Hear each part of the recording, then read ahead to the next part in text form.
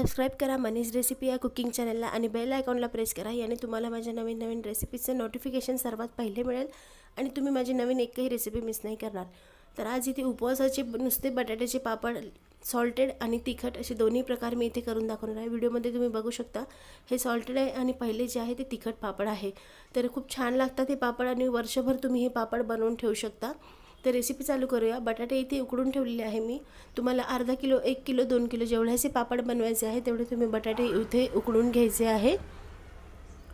तर बटाटे उकडल्यानंतर याचे सर्व बटाट्यांची साल काढून घ्यायचे आता।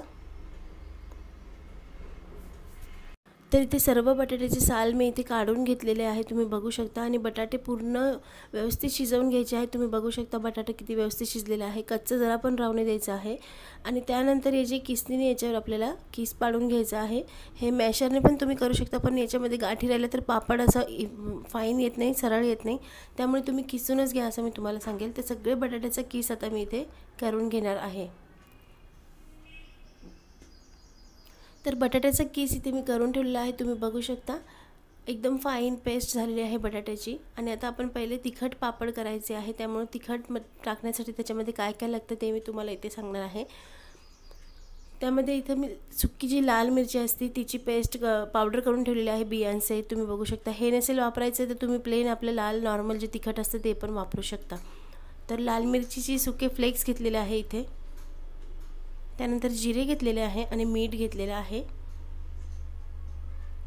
तर यामध्ये आता तुम्हाला तिखट तुमच्या आवडीनुसार तुम्ही कमी जास्त करू शकता। हे फ्लेक्स घातल्यामुळे दिसताना पण पापड खूप छान दिसतात। तिखट आणि जिरे घातल्यानंतर त्यामध्ये चवीनुसार तुम्ही मीठ घालून घ्यायचं आहे आणि याला आता नीट मळून घ्यायचं आहे।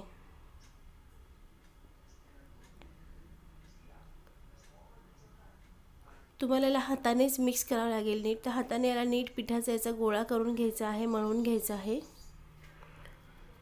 अशा पद्धतीने तुम्ही तेल लावून त्याचा एक व्यवस्थित गोळा करून घ्यायचा आहे। थोडा तेलाचा हात लावून तुम्हाला याचं पूर्ण मिश्रण नीट मिक्स करून घ्यायचं आहे।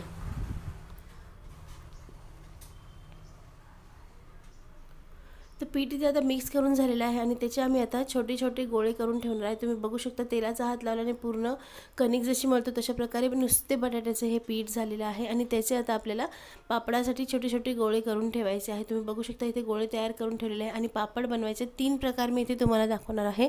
3 पद्धतीने तुम्ही पापड बनवू शकता। तेलाचा हात लावून घ्यायचा आहे थोडासा, त्यानंतर हातानेच तुम्ही हे पापड होईल तेवढे पतले तुम्ही असे थापून घेऊ शकता।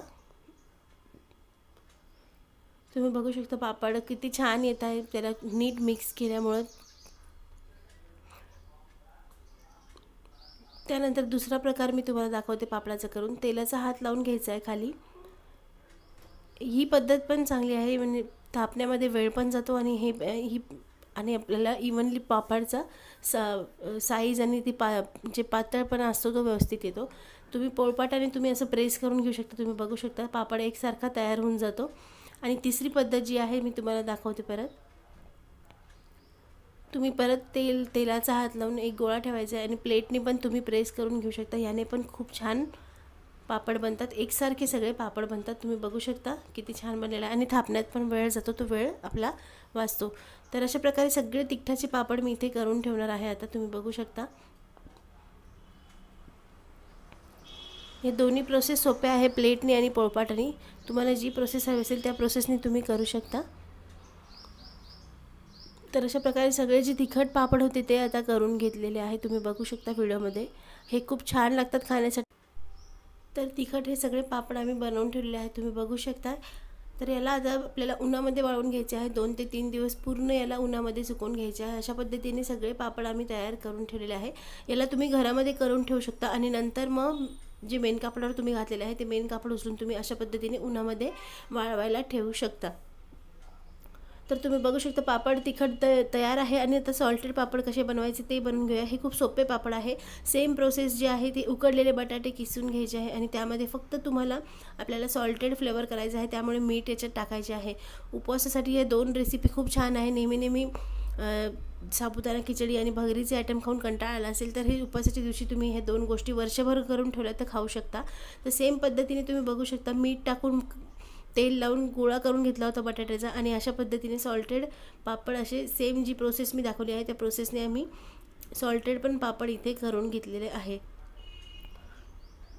तुम्ही बघू शकता, तुम्हाला हवे त्या आकाराचे पापड तुम्ही करू शकता। तिखट आणि सॉल्टेड अशा दोन्ही पद्धतीने पापड आमचे बनवून तयार झालेले आहे। याला 2 ते 3 दिवस एका दिवसातच उन्हामध्ये सुकतात, पण 2 दिवस तुम्ही पूर्ण याला उन्हामध्ये सुकवून घ्यायचे आहे। तुम्ही बघू शकता पापड पूर्ण सुकलेले आहे एकदम कडक। त्यानंतर याला तेलामध्ये तळून घ्यायचे आहे। खाण्यासाठी खूप छान लागतो हा पापड। जो तिखटवाला आहे तो जास्त छान लागतो, सॉल्टेड लहान मुलांसाठी पण हा खूप चांगला लागतो। तर अशा पद्धतीने पापड तुमचे बनवून तयार आहे, तुम्ही बघू शकता।